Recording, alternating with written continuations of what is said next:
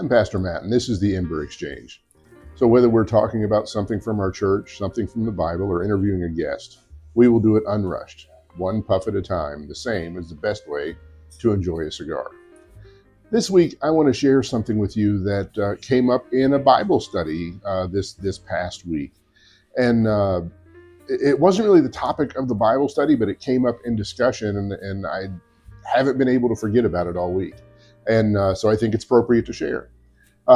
There's a story in the New Testament. It's in Matthew chapter 22, if you would like to read it, where Jesus he has some people around and he's teaching, and he's really just giving maxims about how to live life and how to serve God. And some of the people there hearing Jesus speak were priests and rabbis from the temple. And one of those rabbis comes to Jesus, and in the text it says, came to Jesus tempting him. So he's trying to trip him up. They're trying to catch him off guard. And they said, Master, which is the first and great commandment? So which commandment is most important, and which commandment is the one that we should follow ahead of all others? And Jesus answers in an interesting way. His answer is lifted from an Old Testament passage.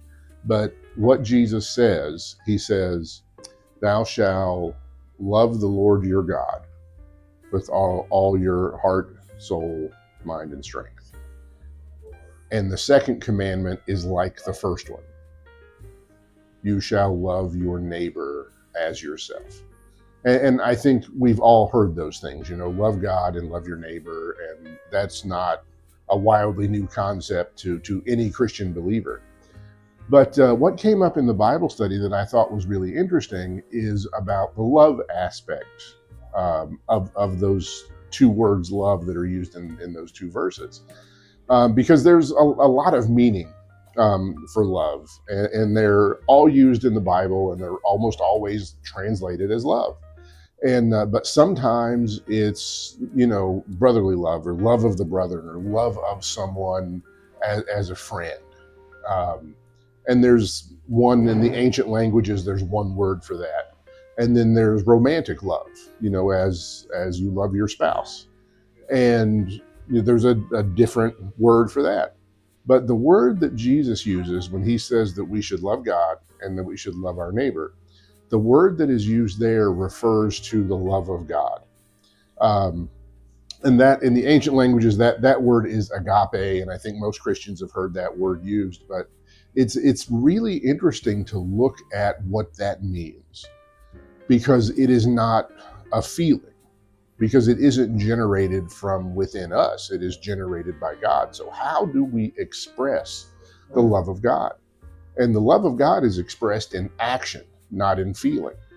And so when we begin to really grasp and understand the concept of the love of God, and that we're supposed to love God with the love of God, and that we're supposed to love our neighbor with the love of God, what that means, knowing that for it to be the love of God, it has to exist in action.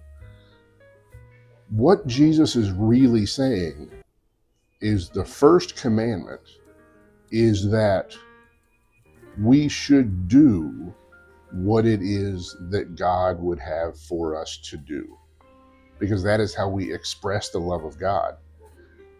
And so what Jesus is really saying is do the things that God would have for you to do.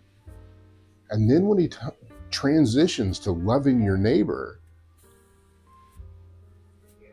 what he's saying there is do for the people around you the things that God would have for you to do for them.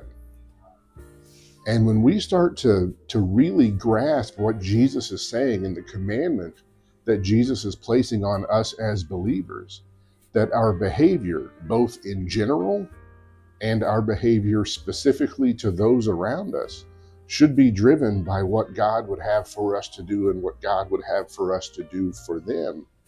If we can embrace that, that can change the filter through which we filter our behavior and the way we see the world and the way we see the people around us, because none of that is contingent on how we feel about our life, about our situation, about God, or about the people around us.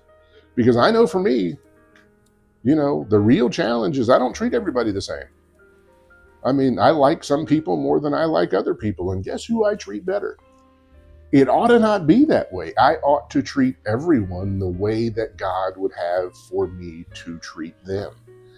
And when I think about trying to hold myself to that standard, or at least grow toward that standard, that's a real challenge, and I've got a long way to go. And I bet you do too. Until next time, keep your fire burning, keep your cigar lit. Be sure to send us your burning questions.